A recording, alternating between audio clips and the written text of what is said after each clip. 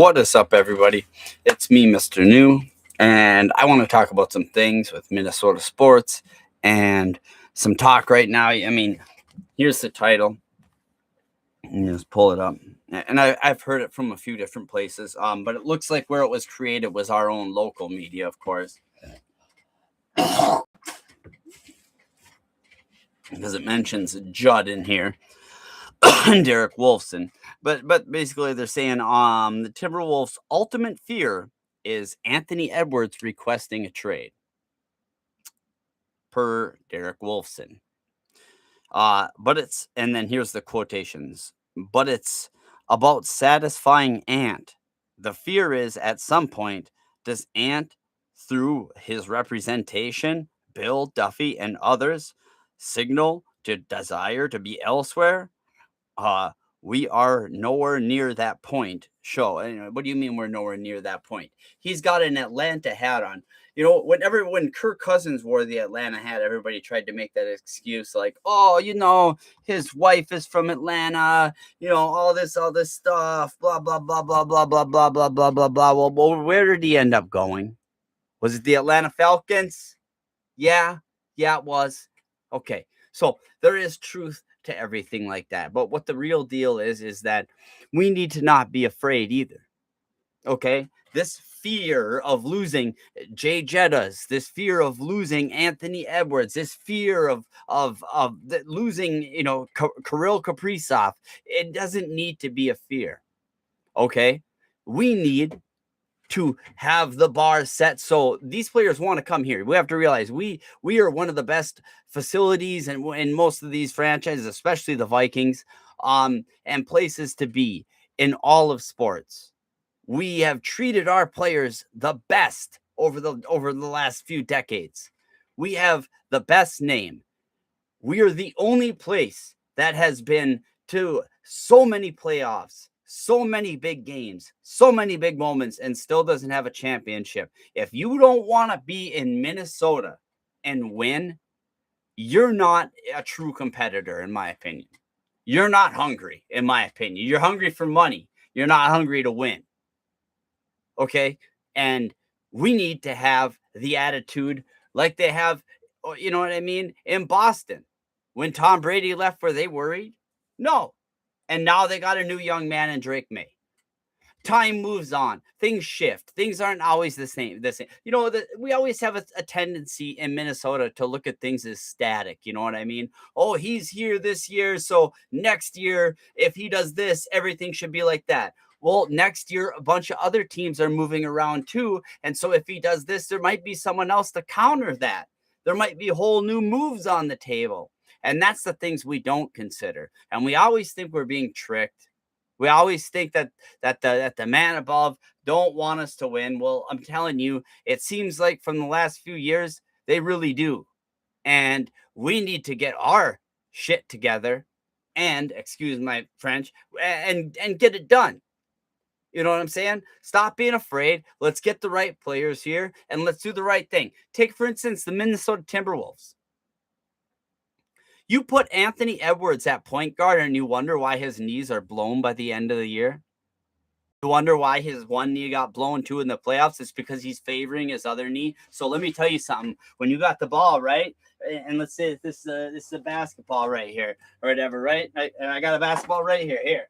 Let's say I got a basketball, right? Right? And I jump in the air, right? And my right leg is hurting. What am I going to do? I'm going to have a tendency to land on that left leg first. And that's what he did. He jumped in the air, landed on that one leg instead of landing on both. And then the awkward bend because it took way too much force. I don't know if he could have landed on both legs in that opportunity. I got to kind of rewatch some of that. But I know that is the things that are real. Compensating during an injury is real. It's what got Jason Tatum his Achilles tear. These things, you know what I mean? Because he was playing just like Ant was last year in the playoffs as well with a, what was it, strained calf muscle. You know what I mean? And then when you're playing with that and you can't do that, and then you do extra on this, you're really going to torque it. And that's when you snap tendons and you really get real serious major injuries. and we don't want that. That is not something we want in good old Minnesota. Okay, what we do want though, like I said, is a championship mentality. And what a championship mentality basically is that we never give up, number one, and stuff, and then we never accept. We always expect championships, but we, if some we don't, you know what I mean, expect them like to be, if they don't happen, it happens. You know what I mean? You got to let that part go. So what I mean by that is kind of like how can I put it in the right terms? You know what I mean? The Minnesota Timberwolves, or like the Vikings as well. We expect that we're going to lose. You hear a lot of people, we're gonna lose, and then if we start winning, like, oh, I'm gonna jump on the bandwagon, and what do they say? I'm gonna get my heart broken again. I'm ready to get my heart broken again. Why are we expecting us to be losers? Why do we put that energy out when everything else recently we've been nothing but good winners and teams? You know what I mean? Aside from last year's Vikings team. Aside from that, you know what I mean? I'm not going to talk about the Twins, but like we're talking about these three teams, like they have been phenomenal. Okay. And they've had a lot of phenomenal players, and they've accomplished next to nothing. And do you want to know my opinion why? My opinion is because there is no committed driving force behind them in the fan base. You know what I mean?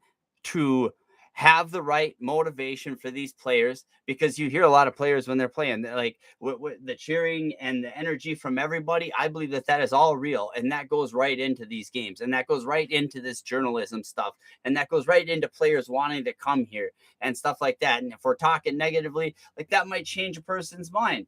And he might be like, I don't want to go there, man. They just say they're losers, and I don't want to do any of that. Like, I've put teams on my back before. I don't want to put Minnesota on my back, but if we're the team, even if we don't have the championship, saying no, that's the standard, and you might not be it, you might not be out, you know what I mean? Regardless of all your athletic talents, we're looking for a lot more. We're looking for a championship mentality, and like I said, what that tells the league is that next year, if we don't have the good players, if we don't have the thing set right, we're not going to put our butts in the seats. We're not going to pay them. We're not going to pay them all their merchandise. So what are they going to do? They're going to double time it. And they're going to make sure that they got it right, because also the Vikings have one of the biggest social media presences of all teams. And so I truly believe that if the Minnesota Vikings held the standard that this is a championship area, you come here, we win championships. That's what we do, right? If that's our mentality, and that's what we tell these young men coming in here, and young players and other veteran players and stuff like that when they're coming, I think that bodes a lot better. Like, I think that is 8 zillion times better than the alternative of, well, we're maybe just blah blah blah blah blah blah blah. That's garbage. And I want to talk about it just from start to finish here. So from start would be like I said, the Wild. You know what I mean? Everybody wants to, it's all bad. Well, you know what I mean? It's a building stone. They got past the first round. They haven't done that in forever. Now they build on that, right? They got the Hughes brother. They're gonna maybe get the other. You know what I mean? And Quinn says he wants to stay. There's a lot to build on there, and I think there's a lot to grow on there now that they see what kind of competition they're up against and what level they're going to play against when they play the best of the best, which is the Avalanche, in my opinion. So now that they've gotten that, maybe they can get on to the next level, or the next level even, right? And the same thing with the Timberwolves, right? They're kind of dialing backwards, right? And in my opinion, that's because they got rid of Karl-Anthony Towns. It wasn't smart. That was Anthony Edwards' older brother. That was the one that told him to sit out when you were hurt, so that you weren't playing, you know what I mean, on hurt, injured legs and stuff like that. So you were, making up for it with your other leg and possibly getting an injury. That's a real deal, and that's a real thing. And he really looked out for him for a long time. and nobody's there right now. And that's why I think somebody like Kyrie Irving, even though he's older, would be a perfect addition, because I really want a point guard to be the addition. I get the stuff about Giannis. I really love that. But Anthony Edwards doesn't have the strength to be the shooting guard and the point guard of the Minnesota Timberwolves, because that's what he is. Let's just be real, right? He's our shooting guard and he's our point guard. Anthony Edwards is not a point guard. He's not the best passer. He just isn't. Sorry guys, he just isn't. He's not going to be the guy making the behind the back pass, the alley oop, the this and that. It's going to happen maybe very rarely, but he's not going to be that guy. You know what I mean? They got Terrence Shannon playing the point guard position. Terrence Shannon's than Anthony Edwards, dude. Like, what are we doing here? You know what I mean? Are we going to be like Jason Kidd down in Dallas and play Cooper Flag at the point? That this is absolutely going backwards. It's rhetorical. And anybody that didn't see that Julius Randle peaked out last year with his 2010 stuff that he did in the playoffs, and that should have been traded, as well as Gobert, and to get all that money back and get all that capital back. But now that we've had Joan Behringer for a year, it should be enough to said like Gobert doesn't score a lot, right? So leave the scoring to someone like Naz Reid, and then Joan Behringer will get you as many rebounds as you need, right? So you got that dynamic right there already in the fold. Then what you do is you move the rest of it, okay? Julius Randle, you don't need that. What you need right there is something like, it could be a whatever. If you get a phenomenal point guard and you're just moving fast and you want to move fast around the court, you know what I mean? It could be you know what I mean? Something like, even like Nas and Joan playing at the same time. You know what I mean? Because Nas has played the power forward, and he's fast enough to get up and down that court fast enough, and he can shoot that three ball, and he's a big threat with that. And I don't want the Timberwolves fans to undermine that. Nas Reid is incredibly valuable in the NBA. Incredibly valuable. How many people do you know around 7 foot that can just shoot the three ball like him? There's not a lot. And I know during like some of this series he had a shoulder injury and stuff, so he couldn't really shoot the three ball as well. But he still did pretty darn well.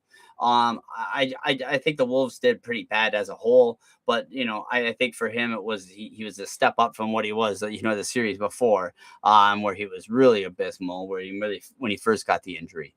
I just think that the Minnesota Timberwolves are a very interesting dynamic here. Edwards can't be, oh, we're afraid to lose Anthony Edwards. We're afraid. Oh my gosh. You know what? We would lose we would riot if that's what happened. And we were that stupid and we didn't take a good enough deal to where we got something of way equal value, which there's nothing out there like that. You know what I mean? You know what I mean? Like trading Ant for Giannis or something stupid like that. That would be stupid. No, you got to pair him. And that's why I say pair him with somebody like Kyrie. Pair him with another point guard. You know how fast we can move then? The point guard could direct and have the handles to not get the ball stolen. We can inbound, actually. Imagine that, without getting the ball stolen, and then get down the court. And then we could actually move the ball around, direct traffic, and get the ball passed around enough to where Anthony Edwards is opened, not double teamed, and can just be a spot shooter. That's where he plays best. That's why Luka played best down in Dallas as well. Like it is his style. They got the same style, him and Luka, and really, to be honest, that's what you want. You want him to be making them shots. So I think that combo together would go all the way. I think that combo would have went all the way that one year, except for they had to play an elite Boston team, number one. And then number two, Luka's legs were blown out by the end of it. He was wearing ice bags on both of them. You know what I mean? He took everything he could to beat the Timberwolves. But what I'm saying is, if he didn't have the ice bags, I think that he would have gave him a run for their money over there in Boston.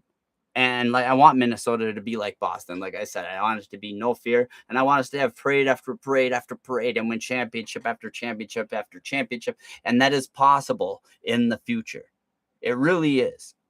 We don't have to just be like, oh, we want one before we go. No, we want many. We want all of them. We want all of it, and we want it more and more. And we've been the top tier setter of trends, of different plays, of some of the best historical moments, of making it to the playoffs, of all that statistical stuff, of every category you want to look at in life for these teams.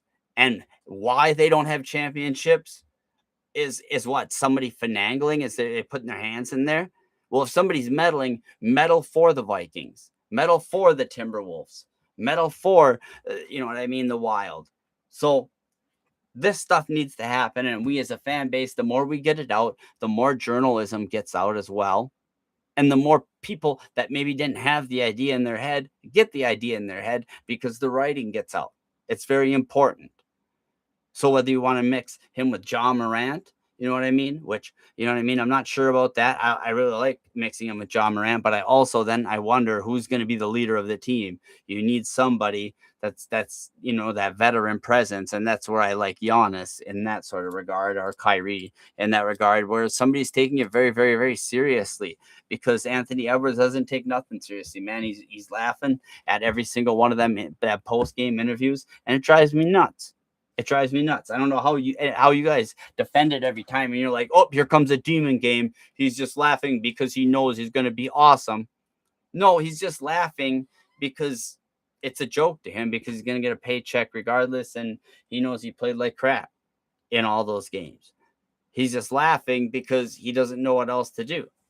He's just laughing because he's not mature enough, right, to look the camera in the eye and go, you know what, this is on me, and I need to lead the team better. You know what I mean? Anthony Edwards isn't like Joker going like coaching the team on the sideline. You know what I mean? Instead, he's doing handshakes and stuff like that, which I love, and I want to keep that Anthony Edwards the way he is. And that's why I want to get a leader that is already just a natural born leader on the team, so that Ant could be Ant and the leader can be the leader, and have skill as well, and we can move the ball around. Lastly, we're going to talk about the Vikings. The Minnesota Vikings, in my opinion, another drink here, are one of the best franchises, or one of the best, well, not franchises, one of the best organizations in all of football. And there's a reason Kyrie Irving chose to get here. Passing to Justin Jefferson, all the other stuff, getting Juwan Jennings now, and then Jordan Addison.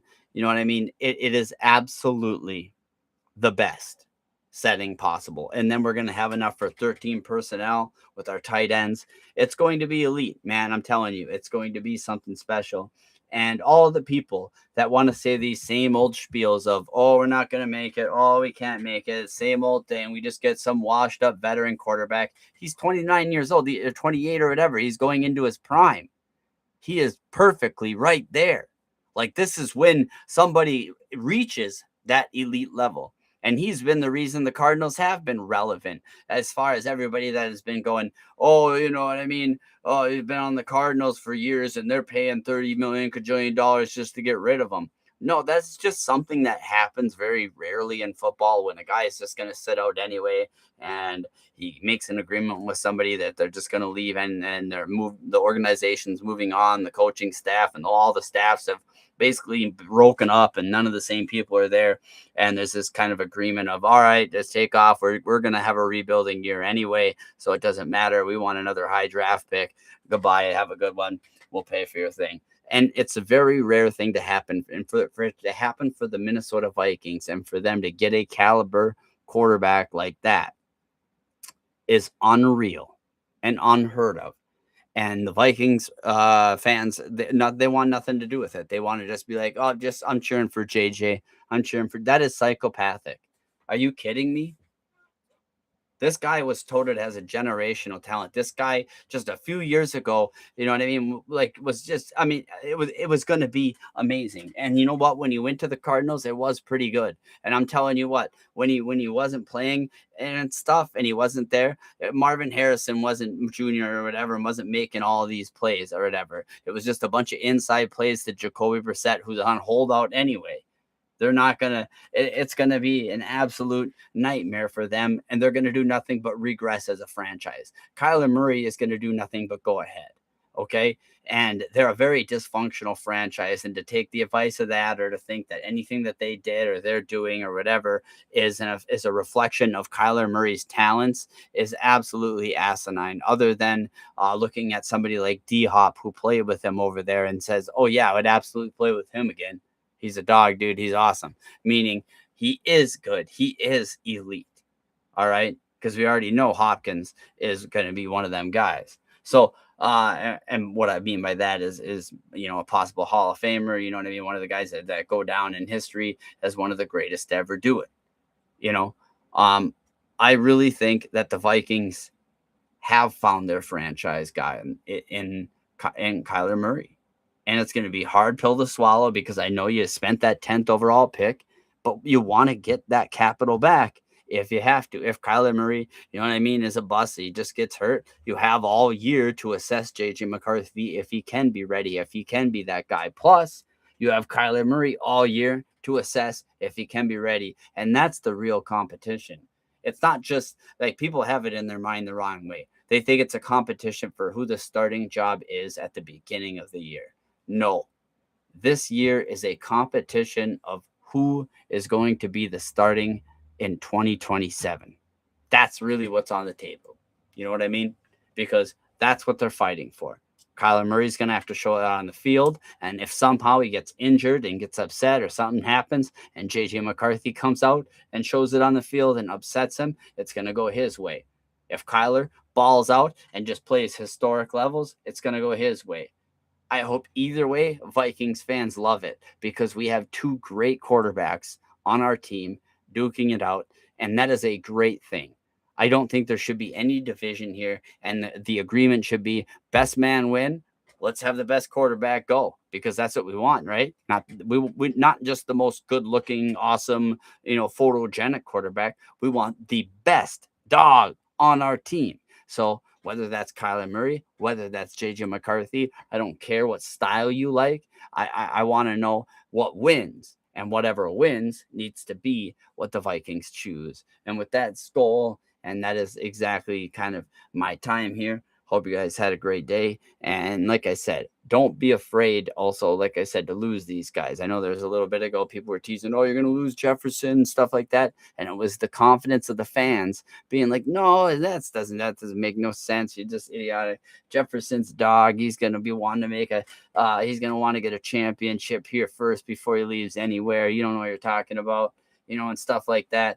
That made Jefferson, in my opinion, stay and be that guy and have that sort of mentality. And so when asked about it with Anthony Edwards, that needs to be the response from fans and from people is no, that's not even a realistic thing. He's not going anywhere. He's part of the squad. He's part of the family, man. And he wants to win a championship here just as bad as any of us. And he needs to stop wearing the Atlanta hat, man. I got to take that off. Get the Timberwolves hat on, man. I know he represents some stuff from home, though. He really does care about stuff with Mother's Day. I don't know if he was wearing it just for Mother's Day or whatever, but I've seen him wear that Atlanta hat other times where it means something. But basically, my main point is that, um, you know, I want our players to play here and I want them to want to be here and I want them to want to be great. And so should you. And if they don't want to be great, no matter how great they are, it's like Jimmy Butler. We sent him packing, and you know what? It ended up being one of the best decisions we ever made. Don't just rely on talent. Sometimes trust your gut and be like, you know what? Let's just go with the best guy. Let's just roll with it and let's have a little bit of belief. Let's have a little bit of faith, a lot of bit of faith, and let's win a championship because that's what we do here. Skull.